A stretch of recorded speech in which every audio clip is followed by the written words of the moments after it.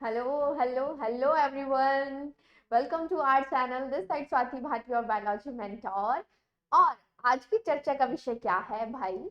आज की चर्चा का विषय है कि जो 8 एक्टिविटीज हमने अपनी लाइफ प्रोसेस की थी, उनमें से कौन सी एक्टिविटीज इंपॉर्टेंट है, ठीक है, किस तरह से क्वेश्चन पुटअप किए जाते हैं और कहाँ कहाँ पे बच्चे आते हुए भी गलती कर देते हैं। ये आज की चर्चा का विषय है हमारा। अब थोड़ा सा रिकॉल करते हैं बात को। ठीक, लाइफ प्रोसेस हमारा चैप्टर है। कौन सा चैप्टर है? Chapter number 6। ठीक है, कितनी एक्टिविटीज है भाई?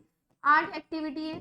6.1 टू 6.8 टोटल 8 एक्टिविटी है। सारी एक्टिविटी हम लोग कर चुके हैं। जिन्होंने देख ली है वेल एंड गुड, जिन्होंने नहीं देखी है और वो देखना चाहते हैं तो आप हमारे चैनल की प्लेलिस्ट में देख सकते हो। सारी वीडियोस आप लोगों को मिल जाएंगी। अब मुद्दा ये उठता है कि क्या सारी एक्टिविटी इंपॉर्टेंट है?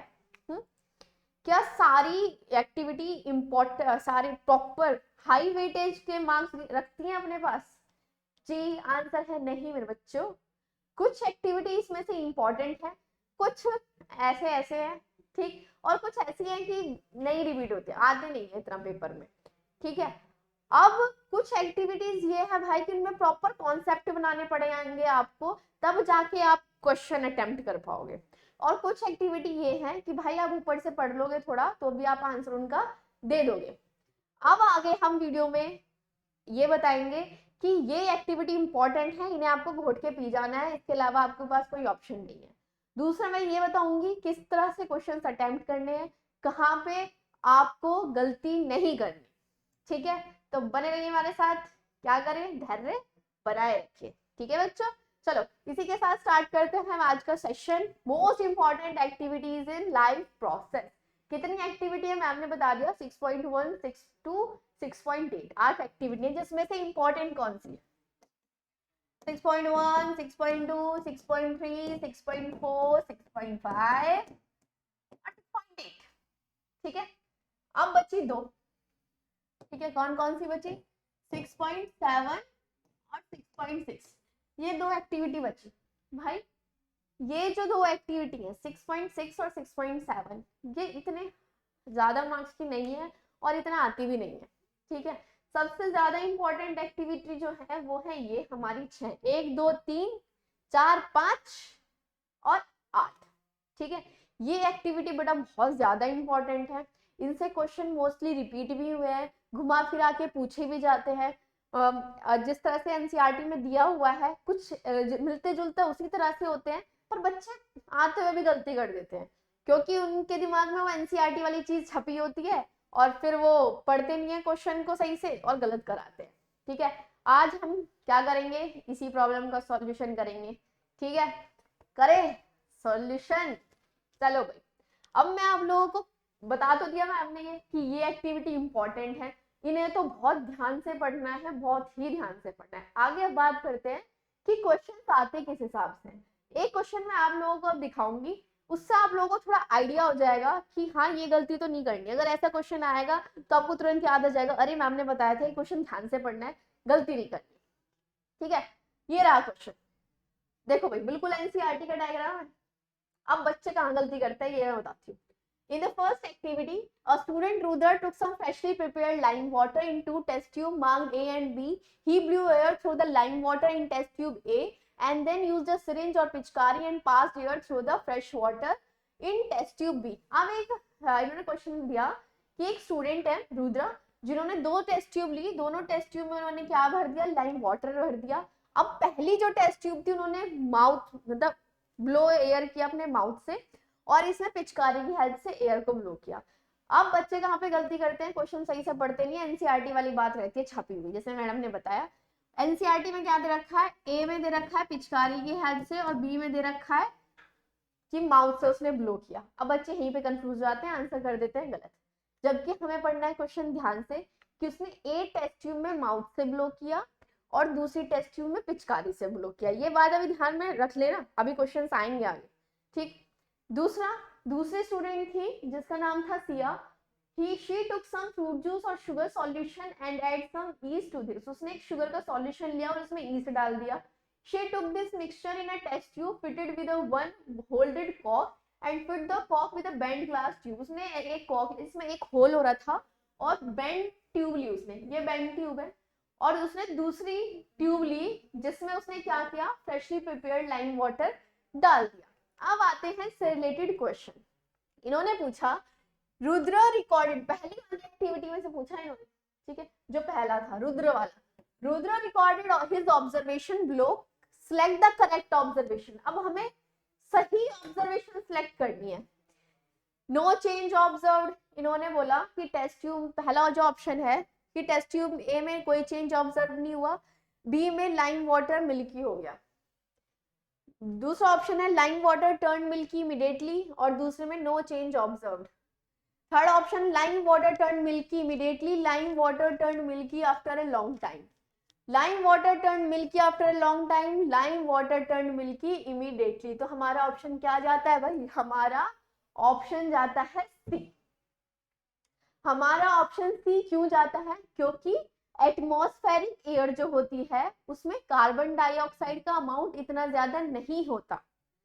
अगर या तो वो मिल्की होगा ही नहीं, और होगा तो उसमें क्या होगा, लॉन्ग टाइम लगेगा।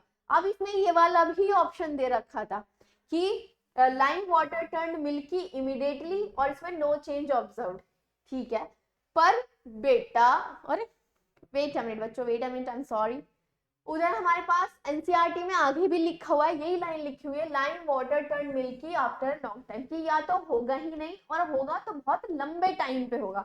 तो हम कौन से ऑप्शन की तरफ जाएंगे कि पहले वाले में तो कलर बिल्कुल चेंज हो जाएगा, क्योंकि हमारे अंदर कार्बन डाइऑक्साइड का अमाउंट क्या है, ज्यादा है, क्योंकि क्या होता है हमारे अंदर सेल्स का ऑक्सीडेशन हो जाता है, जिसकी वजह से कार्बन डाइऑक्साइड का, ड्यूरिंग ऑक्सीडेशन ऑफ सेल हमारी बॉडी में क्या प्रोड्यूस होती है, कार्बन डाइऑक्साइड प्रोड्यूस होती है, जिसकी वजह से हमारे अंदर कार्बन डाइऑक्साइड का अमाउंट क्या होता है, ज्यादा होता है। इस वजह से लाइम वाटर कलर क्या होगा, तुरंत चेंज हो गया, ठीक है। पहला तो बिल्कुल यही था। दूसरे में हम कौन सा ऑप्शन चूज करेंगे कि लाइम वाटर जो है मिल्की होने में क्या लगाएगा, टाइम लगाएगा, ठीक है। दोनों ऑप्शन है कि हुआ ही नहीं, और दूसरा क्या है कि टाइम लगा रहा है। एनसीईआरटी में साफ साफ मेंशन कर रखा है कि या तो होगा ही नहीं, और होगा तो क्या होगा, लंबा टाइम लेगा। तो we will go for this, ठीक है भाई, समझ गए, अब गलती नहीं करना। हाँ, यही एक्सप्लेनेशन है जो मैम ने बताई। अब दूसरा, select the incorrect observation from the statement given below.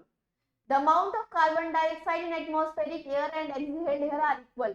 क्या कार्बन डाइऑक्साइड का अमाउंट एटमॉस्फेरिक एयर और एक्सहेल्ड एयर में बराबर होता है, नहीं। Exhaled air contain more carbon dioxide as compare to carbon atmospheric air, गलत। एक्सहेल्ड एयर में कार्बन डाइऑक्साइड का अमाउंट कम होता है। आई एम सॉरी सॉरी बच्चों, इनहेल्ड एयर में कार्बन डाइऑक्साइड का जो अमाउंट होता है वो कम होता है, एक्सहेल्ड एयर में ज्यादा होता है। तो ये तो सही है, यानी जब मैं पेपर पढ़ रही थी तो क्या हुआ, ये मुझे सही लगा। आगे भी पढ़ना है, रुकना नहीं है बीच में, कहीं रुक जाओ। Atmospheric air contain more carbon dioxide as compare to exhaled air, गलत। Lime water turn milky immediately in both the test tube A and B, बिल्कुल ही गलत। लाइम, इन्होंने बोला कि लाइम वाटर जो है वो तुरंत कलर चेंज कर देगा अपना, ए में भी और बी में भी, तो बिल्कुल करता। तो हमारा आंसर क्या जाएगा, बी। देखते हैं B, D D D D D. अब इन्होंने पूछा कौन कौन सी स्टेटमेंट जो है वो इनकरेक्ट है भाई, 1, 3 और 4, 1, 3, 4, यानी हमारा ऑप्शन क्या है, डी, ठीक है भाई। ऐसे आप लोग अपने क्वेश्चन अटेम्प्ट करने, बेटा पूरा पेपर ध्यान से पढ़ना है, ठीक है।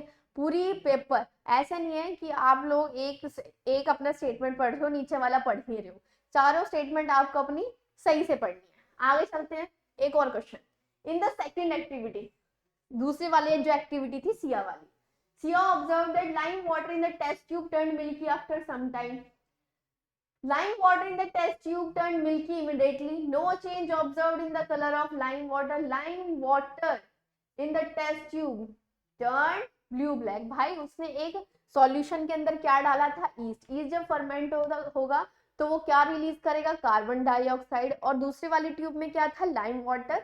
लाइम वाटर जब कार्बन डाइऑक्साइड के साथ रिएक्ट करता है तो कैसे हो जाता है, मिल्की मेरे बच्चों, milky.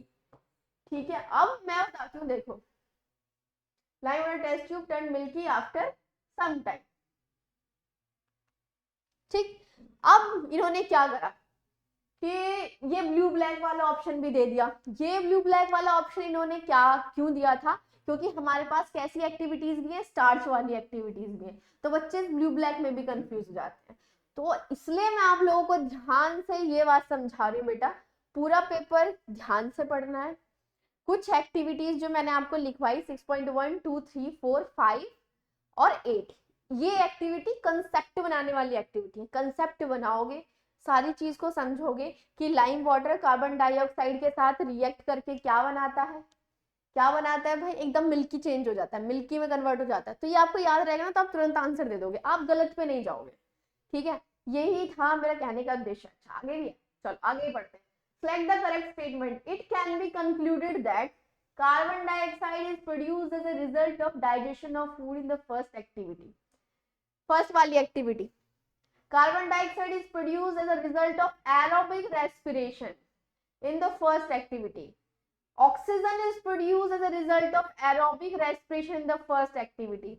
Lactic acid is produced as a result of anaerobic respiration in the second activity. अब देखो उन्होंने कितने ऑप्शन कंफ्यूजिंग दे दिए।